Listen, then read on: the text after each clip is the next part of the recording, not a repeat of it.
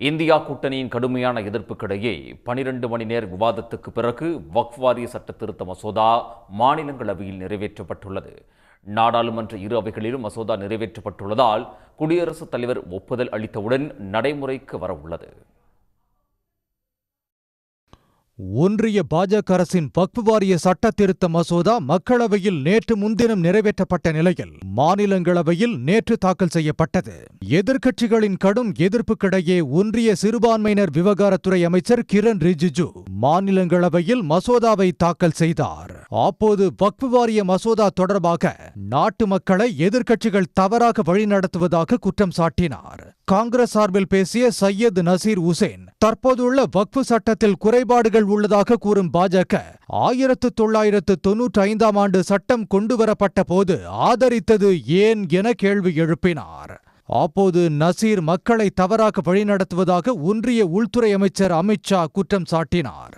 இதற்கு எதிர்ப்பு தெரிவித்த மல்லிகார்ஜுன கார்கே நசீரின் உரையில் குறுக்கிட வேண்டாம் என வலியுறுத்தினார். விவாதத்தின் மீது பேசிய திமுக எம்பி திருச்சி சிவா வக்ஃப் சட்ட திருத்த மசோதா மோசடியானது என குற்றம் சாட்டினார். அல்லல் பட்டு ஆற்றாது என தொடங்கும் திருக்குறளை மேற்கோள் காட்டிய திருச்சி சிவா, சிறுபான்மை மக்களின் கண்ணீர் உங்கள் ஆட்சியை துடைத்தெறியும் என விமர்சித்தார். One of your favorite Thirukkural, அல்லல் பட்டு ஆற்றாது அழுத கண்ணீர் அன்றே செல்வத்தை அழிக்கும் தேய்க்கும் படை. Sir, the tears that roll out of the people who suffer under a tyrannical rule, it will become flood and will dethrone the government. The tears of the minority. Shiva, please. Hello. Ma'am, please. Yes.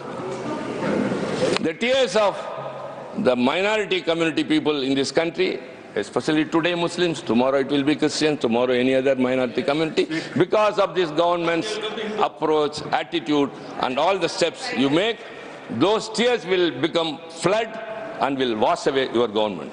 தொடர்ந்து பேசிய AIADMK MP Thambidurai, இஸ்லாமியர்களின் நலன் தொடர்பான அதிமுகவின் கோரிக்கைகளை பரிசீலிக்க வேண்டும் என வலியுறுத்தினார். Sir, in India, particularly Tamil Nadu and Pondicherry, we have huge population of Muslims and Muslim leaders. ADMK party is keen that Muslim minority communities' interest to be protected and safeguarded. So I request the present government to see that the ADMK party plea must be considered. India கூட்டணி கட்சிகள் அனைத்தும் ஒருமித்த குரலில் மசோதாவுக்கு எதிர்ப்பு தெரிவித்தன. 12 மணி நேரம் நீடித்த காரசாரமான விவாதத்துக்கு ஒன்றிய அமைச்சர் கிரண் ரிஜிஜு பதிலளித்து பேசினார். பதிலுரைக்கு பின் மசோதா மீதான வாக்கெடுப்பு நடைபெற்றது. அப்போது மசோதாவுக்கு ஆதரவாக 128 எம்பிக்களும் எதிராக 95 எம்பிக்களும் வாக்களித்தனர். மசோதா மீதான வாக்கெடுப்பை ஒரு எம்பி கூட புறக்கணிக்கவில்லை. நாடாளுமன்ற இரு அவைகளிலும் மசோதா நிறைவேற்றப்பட்டுள்ள நிலையில் குடியரசுத் தலைவர் ஒப்புதலுக்காக அனுப்பி வைக்கப்பட உள்ளது.